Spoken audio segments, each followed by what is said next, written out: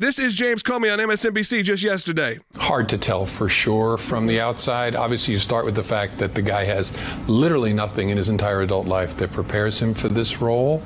And so that's deeply concerning to start with. In a way, I kind of feel a little bit sorry for the guy. He's barked at the FBI nonsense for years, and now he not only caught the car, he's got to drive the car. And so that is a daunting task for him. I hope he lets the career people do their jobs, but they've already forced out a bunch of good career people and sent a chill through the organization. Yeah, that's a good call for you, James Comey, saying they sent a chill through the organization.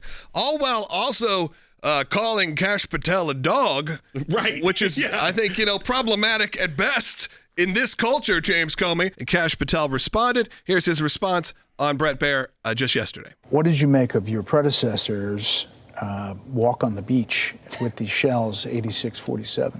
The FBI is bigger than any leader it's ever had or ever will have.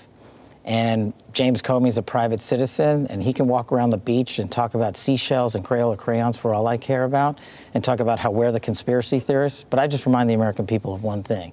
When that man was the leader of the FBI, he perpetrated the largest criminal conspiracy, packaged political information from overseas, took it to a federal FISA court, and illegally surveilled a political opponent. So I won't be lectured on how to run this FBI from that man. I got to tell you, of all the things that have surprised me in the close to now 3 months I've been here, is the depravity of Jim Comey. This man is a disgrace to the badge, the FBI, and the country. What he's doing right now, one, going out and taking shots at Kash. Kash doesn't belong. Kash was the chief of staff at the Department of.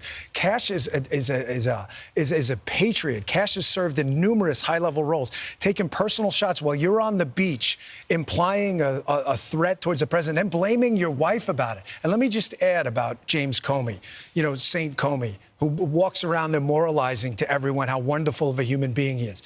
What you said is absolutely accurate. We have wasted countless man-hours now running out tips to our tip line about people putting 86-47 because of Jim Comey, because he cannot control himself and his emotions. He is a child. If he wants to come after me, no problem. I've been living rent-free in that guy's head for years, and that's just a bonus. Do you know how many copycats we've had to investigate as a result of that beachside venture from the former director? Is that right? Do you know how many agents I've had to take offline from chasing down child sex predators, fentanyl traffickers, terrorists? Because everywhere across this country, people are popping up on social media and think that a threat to the life of the president of the United States is a joke and they can do it because he did it.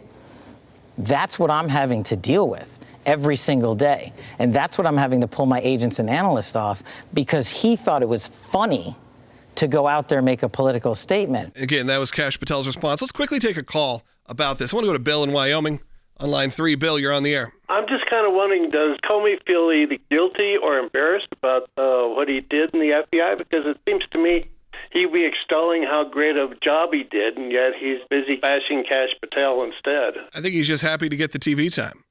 think he's happy his name is back in the news. He's got a crime novel that he's got to sell. Yeah, so, I don't think he cares that he's now being investigated. I wouldn't be surprised if this was all some sort of elaborate plan to get more media attention. Post something that he knew was going to be controversial and then go, I didn't know 86 meant kill. I never heard that before.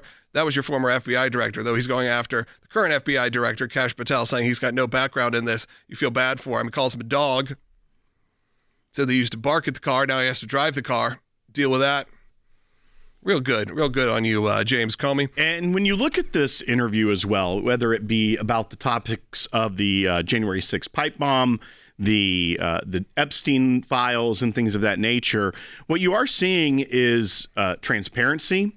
You don't see a ton of interviews from Kash Patel. This is probably the second, unlike some others in the administration that are constantly on media. But I do like the seriousness that he takes his job. Sure. Because what you saw even from Christopher Wray or James Comey is that was a different type of FBI director. Obviously, James Comey was weaponizing the FBI, used it to send people into the White House early because he could get away with it, leaking things to the press so that he could get a special counsel.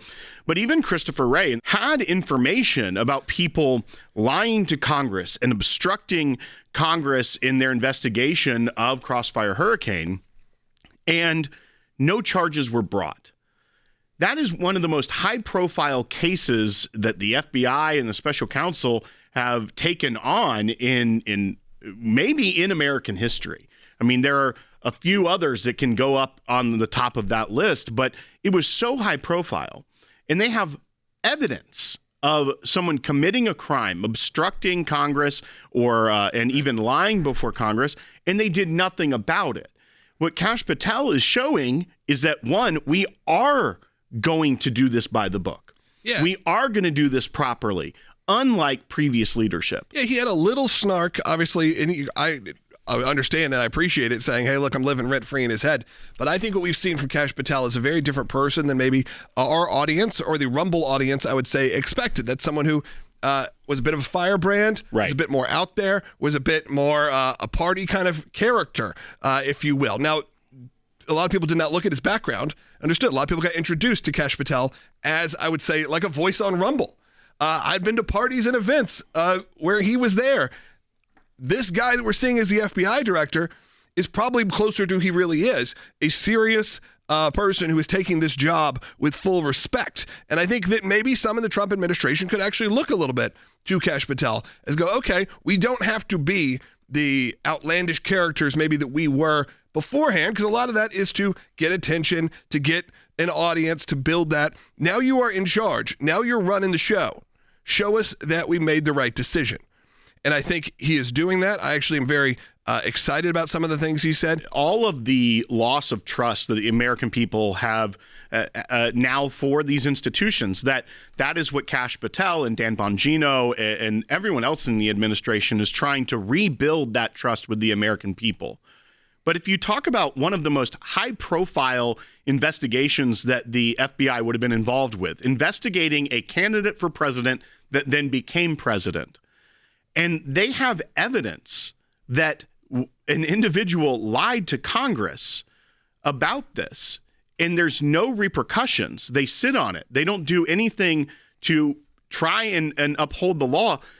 That tells the American people that we are not a country of law and order, and that people aren't held accountable for bad actions in one of the most high-profile cases that the American people have seen in their lifetime.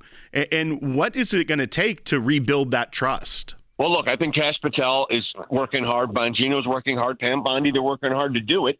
What's going to rebuild the trust is action, not talk. And that goes for even our friends that are now running these agencies. It's got to be action. And that's what we do at the ACLJ. It's action. But, there's something to this that needs to be, I think, taken a step further. And this is where I want to thank our ACLJ champions and ACLJ members.